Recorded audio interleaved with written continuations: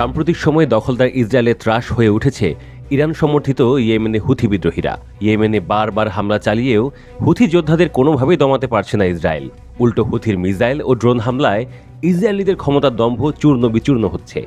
বিদ্রোহী গোষ্ঠী হুথির নিজস্ব প্রযুক্তিতে তৈরি মিসাইল ও ড্রোনের সক্ষমতা দেখে কাঁপছে দখলদার ইসরায়েলিরা। বিমান হামলা তীক্ষ্ণ সাইরেনে ঘরবাড়ি ছেড়ে তাদের পালাতে হচ্ছে বম শেল্টারে। হুথি যোদ্ধাদের উপস্থিতি এখন ইসরায়েলের জন্য নিঃশব্দে ধেয়ে আসা ঝড়ের মতো। মধ্যপ্রাচ্যে উত্তপ্ত ভূখণ্ডে আবারও মুখোমুখি অবস্থানে হুথি ও দখলদার ইসরায়েল।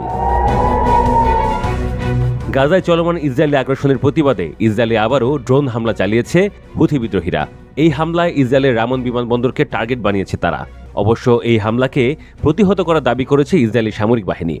রবিবার এক বিবৃতিতে তারা জানায়, ইয়েমেন থেকে ইসরায়েলের রামন বিমানবন্দরের দিকে একটি ড্রোন হামলার চেষ্টা চালানো হয়। ইসরায়েলের আকাশ প্রতিরক্ষা ক্ষেপণাস্ত্র ব্যবস্থা ড্রোনটিকে প্রতিহত করেছে বলেও বিবৃতিতে দাবি করা হয়।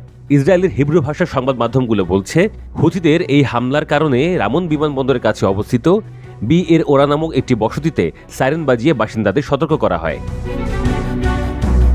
মধ্যপ্রাচ্যের উত্তপ্ত মরুপ্রান্তরে ইসরায়েল ও হুথিদের শত্রুতা বহু পুরনো।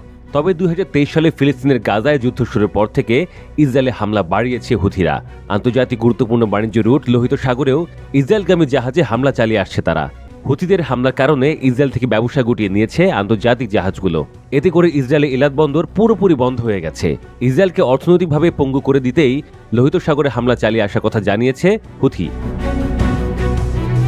এদিকে হুথিদের দমাতে ইয়েমেনে প্রতিনিয়ত বোমা বর্ষণ করছে ইসরায়েল। এরপরও এই বিদ্রোহী গোষ্ঠীকে দমাতে পারছে না তারা। গত 28শে আগস্ট ইয়েমেনের রাজধানী সানায় বিমান হামলা চালিয়ে হুথি সরকারের প্রধানমন্ত্রী আহমেদ আল রাহুইকে হত্যা করে ইসরায়েল। সেই হামলায় হুথিদের আরও কয়েকজন মন্ত্রী নিহত হন। এই হামলাকে ইসরায়েলি সন্ত্রাসবাদ আখ্যা দিয়ে আরও জ্বলে ওঠে হুথিরা। এই হত্যাকাণ্ডের কারণে ইসরায়েলকে কঠোর পরিণতি ভোগ করতে হবে বলেও হুঁশিয়ারি দেয় তারা। তখন থেকে ইসরায়েলকে লক্ষ্য করে অনবরত ড্রোন ও ক্ষেপণাস্ত্র হামলা চালিয়ে যাচ্ছে হুথি বিদ্রোহীরা।